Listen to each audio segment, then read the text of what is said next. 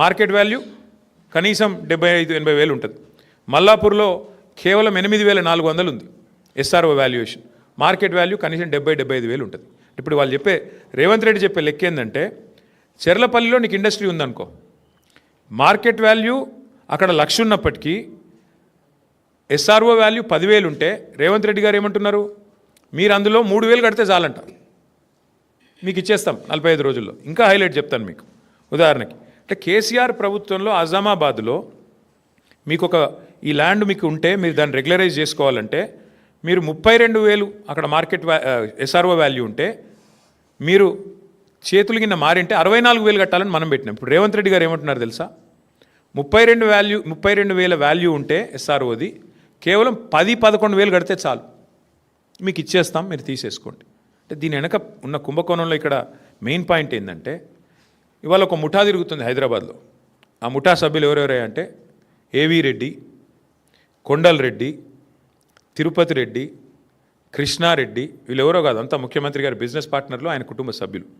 మొత్తం అగ్రిమెంట్లు చేసి పెట్టుకున్నారు. ఇవన్నీ మొత్తం ఈ భూములన్నిటికీ అగ్రిమెంట్లు, వెనకాల ఎంఓయూలు, ఒప్పందాలు అన్నీ కుదుర్చుకున్న తర్వాతనే మళ్ళీ దీని మీద ఆర్ఆర్ ట్యాక్స్ ఉంటుంది.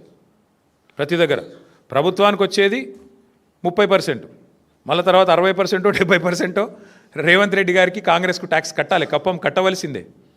ఈ లెవెల్లో అంటే ఒక 4-5 లక్షల కోట్ల భూములకు వీళ్ళు పెట్టిన టెండర్ ఇది. నేను అడిగేది ఒక్కటే, మీరు ఆలోచించండి దయచేసి. మొన్న మీరు జూబ్లీహిల్స్ ఎలక్షన్ చూసినారు, అక్కడ ముస్లిం సోదరులకి శ్మశాన వాటికకి ఇద్దామంటే 2 ఎకరాల జాగలేదు, 2 ఎకరాలు జాగలేదు జూబ్లీహిల్స్లో. హైదరాబాద్లో ఒక ఇందిరం ఇల్లు ఇవ్వలేదు 2 ఏళ్లలో. ఒక పేదవాడికి హైదరాబాద్ ఇల్లు కడదామంటే ఇవాళ 1 ఎకరం జాగలేదు ప్రభుత్వం దగ్గర.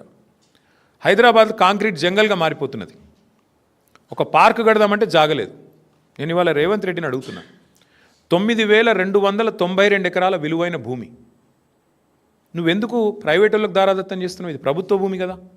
ప్రభుత్వ భూమిని మీరు పారిశ్రామికీకరణ కోసం, పారిశ్రామిక అవసరాల కోసం ప్రైవేట్ వ్యక్తులకు రాయితీ మీద ఇచ్చిన భూమి ఎందుకు వాళ్ళ కండిషన్ పెడతలేవు?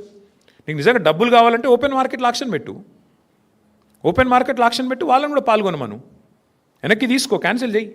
నీకు పరిశ్రమ కోసం కేటాయించినా నువ్వు పరిశ్రమ నడుపుతలేవు కాబట్టి is is null and wide, cancel చేయి, ఓపెన్ భూమిలో ఆక్షన్ పెట్టు. అది పెడతలేడు.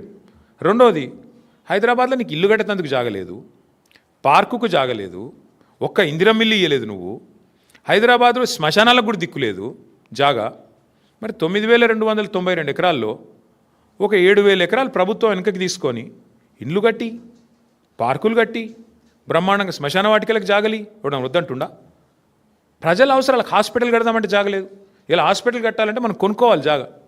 ప్రభుత్వం ఏదైనా కొత్తది ఏదైనా చేయాలంటే కొనుక్కోవాలి. నువ్వేం చేస్తున్నావు? ప్రభుత్వ భూమి, పరిశ్రమల అవసరాల కోసం ఇచ్చిన భూమి ఇలా పెద్దలకు, పెద్ద పెద్ద గద్దలకు, డబ్బులున్న వాళ్లకు, 1,000 కోట్లు ఉన్న వాళ్లకు ఇలా